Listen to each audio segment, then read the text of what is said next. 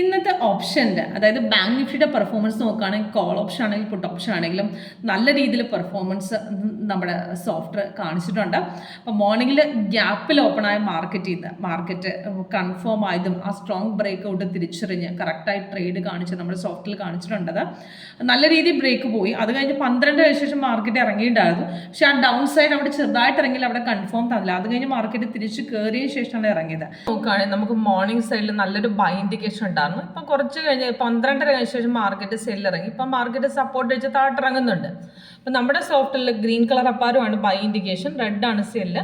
ഇപ്പോൾ ഈ ബാങ്ക് നിഫ്റ്റിയിൽ നമുക്ക് സെല്ല് വന്ന സമയമാണ് ഈ മെയിൽ കൊടുത്തിരിക്കുന്നത്. പക്ഷേ സിഗ്നൽ വന്നപ്പോൾ താഴത്തെ ആ ബാർ കളർ നമുക്ക് അവിടെ റെഡ് ഉണ്ടായിരുന്നില്ല. ബാർ കളർ ഇപ്പോൾ കൺഫേം ആയി സപ്പോർട്ട് സ്ട്രോങ് ആയിട്ട് അവിടെ ബ്രേക്ക് ചെയ്തിട്ടുണ്ട്. ഡൗൺ ഇൻഡിക്കേഷൻ കാണിക്കുന്നുണ്ട്. അവിടെ നമുക്ക് പ്രോഫിറ്റ് എത്ര പ്രോഫിറ്റ് നമുക്ക് ഇപ്പോൾ ഏൺ ചെയ്തു നമുക്ക് ഇവിടെ മെയിലിൽ കാണിച്ചു തരും. അതേപോലെ നമുക്ക് ടാർഗറ്റ് താഴെ 3 കൊടുക്കും. പിന്നെ